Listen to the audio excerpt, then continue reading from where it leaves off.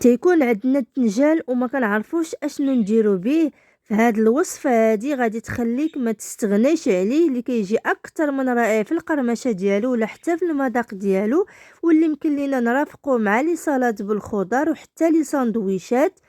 ما تنسايش تسجلي عندك الوصفه باش يوصلك ديما جديد الفيديوهات. تيكون عندنا التنجال بالكثره في الدار وما كنعرفوش اشنو نديرو به من غير اننا كنعملوه في كسكسو اولا الزعلوك تكتوكه. فخليك معايا باش تتبعي معايا الطريقه اللي تخليك ما تستغنيش عليه.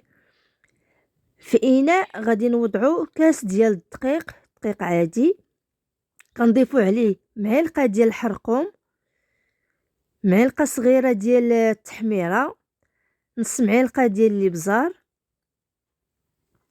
نص معلقه ديال السكينجبير، وقبطه ديال قزبور ومعدنوس. انا كنقطعهم وكنوضعهم في المجمد، نص معلقه ديال الملحه، وراس ديال الثومه، وقطرات ديال عصير ديال نصف حامضه كنعصروها مزيان،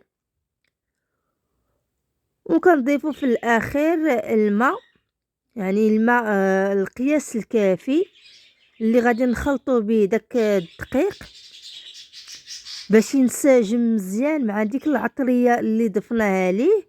وحنا كنخلطو كنضيفو الماء حتى كنحصلو على القوام ديال هاد الدقيق الخليط كيف ما هو كيف ما كتشوفوا. وكنقطعوا داك الدنجال كنقطعوه دوائر، يعني ما كنقطعوهش كامل بحكم اننا كنعرفوا الدنجال دغيا كيتغير اللون ديالو دغيا كيتاكسد. فكنقطعوا غير الكميه قليله اللي غادي نستعملو حتى كنكملوا هاد الكميه عاد باش كنقطعوا الكميه الاخرى. فهو راه دغيا كيتغير اللون ديالو. فغادي نوضعوا دوائر ديال الدنجال، غادي نوضعوهم في الخليط ديال الدقيق حتى كيتشرمل مزيان بديك العطريه اللي فيه. من بعد كنقليوه في المقلاة اللي فيها الزيت. بالنسبه للناس اللي ما كيبغيوش الزيت، راه هاد الطريقه هادي راه ما كيشربش الزيت بزاف.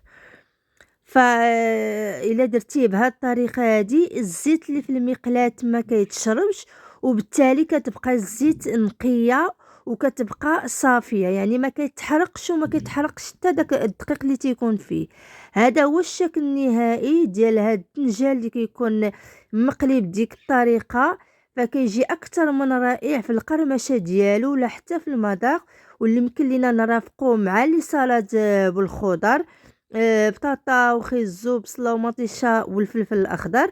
كذلك يمكن لينا نديرو حتى في لي ساندويشات، كيجي اكثر من رائع وكيعجب حتى الوليدات الصغار. كيف يمكن لينا نزيدو كاضافات الكاشير او لا الفرماج.